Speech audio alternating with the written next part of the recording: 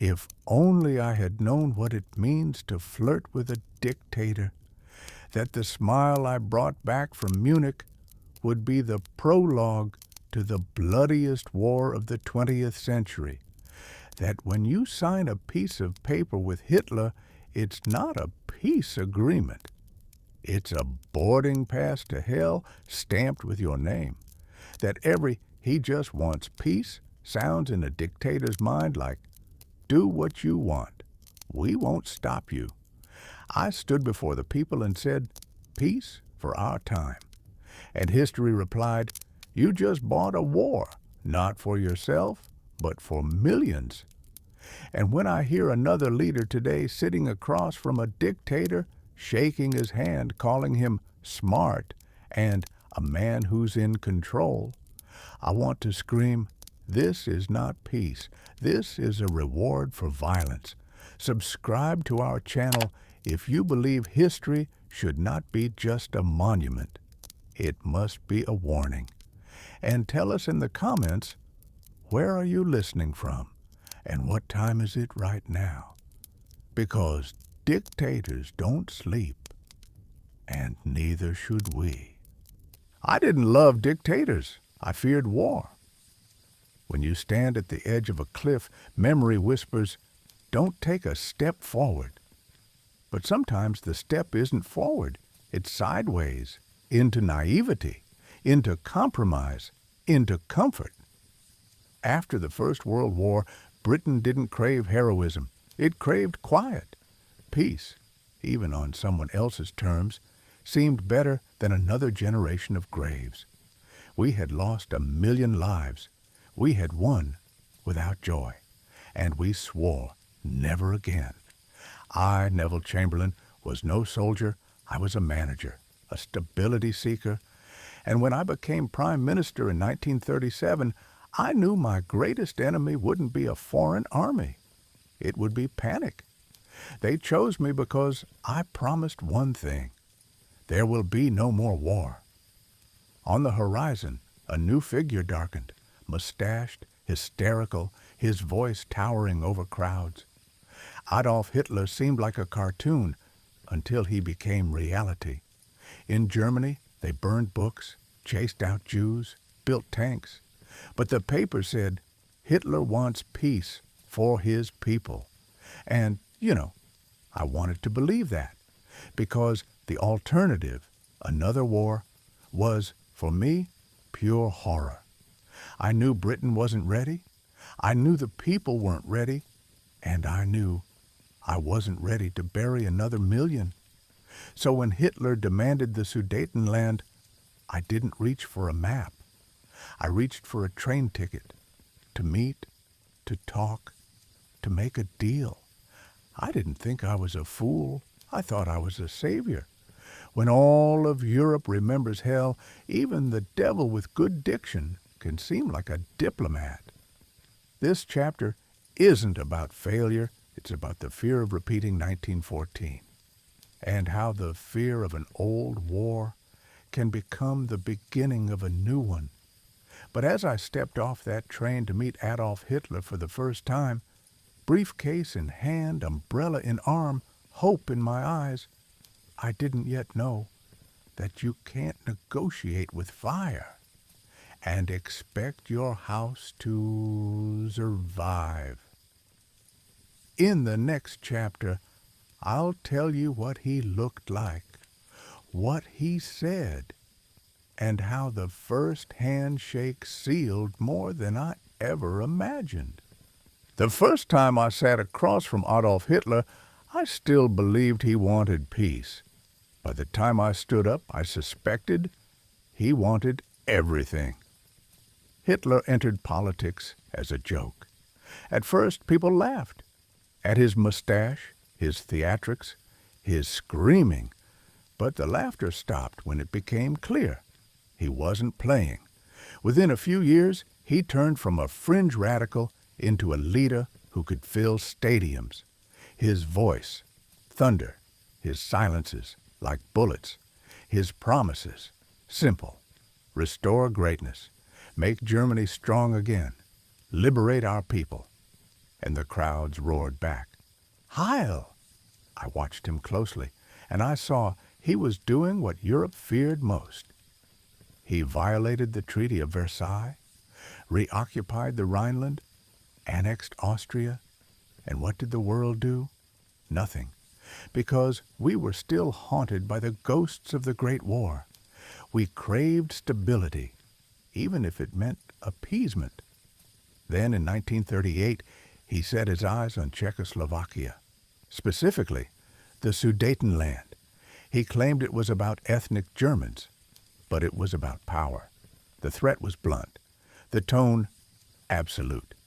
I was invited to negotiate, and I went to Berghof, his Alpine residence. He wasn't a fanatic. He wasn't a clown. He was a man who knew exactly what he wanted. He spoke calmly, precisely, never glanced at a note. Behind every sentence was a cold confidence. "I'll take it. You won't stop me. But if you sign, I'll call it diplomacy." I questioned him. I raised Czechoslovakia. He dismissed it as an internal matter, as if a sovereign nation was a scheduling error. I came carrying the hope of peace. He came with a map and a black pen. I left with a trace of hope that deals could still be made. But deep inside, I already knew. This was not a leader seeking compromise. This was a gambler, testing how many pieces he could take before the checkmate. Next would come Munich. Papers, signatures, applause, flash bulbs. I believed I was saving the world, but Munich became the greatest mistake of my life, and the greatest victory a dictator ever won without firing a shot. We sat at the table to preserve peace, and left outside the very people the deal was about. By September 1938, the crisis was reaching its peak. Hitler was demanding the Sudetenland, bluntly, threateningly. Czechoslovakia, a proud young democracy, was preparing to defend itself. I was preparing to negotiate. So we gathered in Munich. French Prime Minister Édouard Daladier, Benito Mussolini, Adolf Hitler, and myself. No Czech representative was invited. Yes, a decision about Czechoslovakia was made without Czechoslovakia. This wasn't diplomacy. It was appeasement in its purest form. We staged a performance. I secured peace. He calmed down. In reality, he took what he wanted and asked us to bless it, and I signed it. Yes, I signed it. I convinced myself I was saving Europe from war, that this was the lesser evil. I said, peace for our time. History replied, silence before the storm. Returning to London, I held the agreement aloft like a trophy. The crowds cheered. The newspapers praised. Photographers captured the moment I lifted that piece of paper. But that same evening, Czechoslovakia lost control of its own territory. Its borders redrawn without firing a shot. Its sovereignty erased. Its army neutralized. Its pride humiliated. And worst of all, I still believed I had done the right thing. That diplomacy had triumphed over aggression. But I failed to see the truth. This wasn't a compromise. This was a dictated surrender. And the man who appeared appeased had simply gotten what he wanted. Hitler called me a decent man. But decency is no antidote to evil. And when you negotiate with a predator, he doesn't become tame. You become prey, who just hasn't realized it yet. The next year, he would break his promise. He would seize Prague, and I would be left with an empty document and a shattered illusion. In the next chapter, the year after Munich, and the lesson I would learn far too late. Peace isn't a piece of paper with signatures. It's silence that doesn't hide a gun. After Munich, everyone wanted to believe there would be no war. I, most of all. I returned to London, holding the agreement I had called Peace for Our Time. Crowds cheered, newspapers proclaimed victory. It felt like history had stepped back from the edge. But at the same moment I held up that document, Hitler was already holding another plan. In Berlin, factories didn't slow down. They sped up. Tanks rolled out like lines in a manifesto. Bombers stood ready, and the Wehrmacht was looking less and less defensive. Then, in March 1939, Hitler invaded Prague. No ethnic Germans to justify it, no pretense. He simply walked in and took it. That was when I knew we hadn't pacified a predator. We had fed him, and now he wanted more. I began to doubt my own judgment. Parliament grew restless. Churchill called Munich a defeat without a fight. And I said nothing, because I knew deep down, while we convinced ourselves we had saved peace, he had convinced himself he could take a continent. That year after Munich, the world looked calm, but only on the surface. France began to mobilize. Poland searched for allies, and even Britain started speaking in the language of preparation. But it was too late. Hitler had seen the truth. Western leaders feared war more than he did, and that meant he had already won. Next, Poland. Next, war. And I would be left with silence on my lips, and the realization that the paper meant to stop war had only proved we were afraid of the wrong thing. In the next chapter, how everything I tried to prevent became inevitable. I believed I was saving the world, but the world didn't need my agreements. It needed courage, and I brought signatures. September 1st, 1939, German tanks crossed into Poland. Luftwaffe bombs fell on Warsaw. The world I had promised peace was now echoing with explosions. I sat in my office, listening to the radio, the front lines creeping closer. After the invasion of Prague, some part of me still hoped maybe Hitler would stop.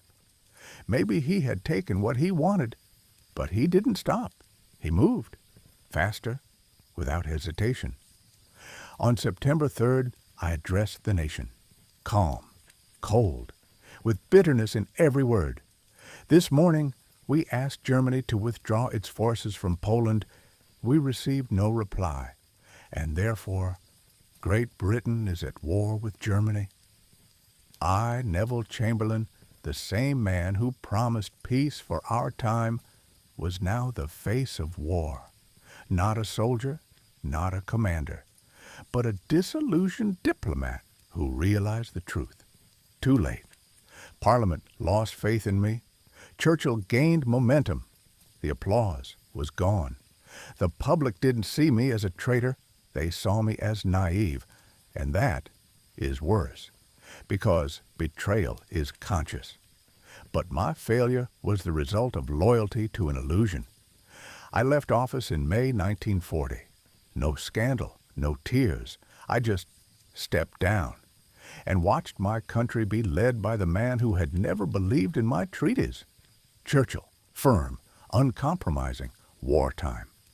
He arrived not with an umbrella, but with a speech that rang, "We shall never surrender." But I had already surrendered, not to an army, but to hope. I believed evil could be reasoned with, that an aggressor could be appeased. That ink was stronger than iron. I was wrong. Later, I was asked, "Do you regret Munich?" I answered honestly, I did what I believed was right, but what I believed did not stop the war. My peace was sincere, but ineffective, and perhaps that is even worse. In the next chapter, my final words, about how we, the Western democracies, offered dictators umbrellas, when what we needed was resistance, and how history, even after my death, still risks repeating the same fatal lesson. I end not as a hero, not as a martyr, but as a man who finally understood sometimes your greatest enemy is your own politeness. I am no longer in power. My struggle has ended, but history's has not. This is my final letter, not a victory speech, but a hope that my lesson will not be repeated. I had my chance. I brought a document and called it action. While the aggressor prepared tanks, I prepared statements. While we gathered at summits, he redrew borders. And that is my fault. The most polite surrenders always sound like reasonable compromises until the shooting starts. If only I had smiled a little less, listened more to doubts than to comforts. My courtesy gave him time. I wanted peace. He wanted the world. Our motives were never the same. I gave away peace to avoid war. But I learned, if peace costs another nation its freedom, it is not peace. It is surrender dressed up as diplomacy. I do not offer excuses, only recognition. My fear enabled violence. My desire for calm gave strength to cruelty. My politeness became betrayal. Strength is not in speeches. It lies in action. And when your instinct says, step back, sometimes you must say, no, I hold the line. I look at photos, not mine. They're digital, sharp, modern, but the posture is familiar. Two men, one, a dictator who invades, the other, a leader of the free world, smiling beside him. A press conference, soft phrases, empty reassurances. I look at Helsinki 2018 the way I should have looked at Munich 1938. When a democratic leader says he trusts a dictator more than his own intelligence agencies, that is not diplomacy. That is weakness. That is a polite surrender broadcast live. I don't judge, because I too once believed in illusion. I know how tempting a new beginning sounds, even when it comes from the mouth of a tyrant. But then, as now, the world does not need handshakes with predators. It needs boundaries. Perhaps you still have a second chance. I've lost mine. But you may still recognize the moment when history starts repeating itself, in a different suit, but with the same hands. And when that hand reaches out, don't shake it. Stop it.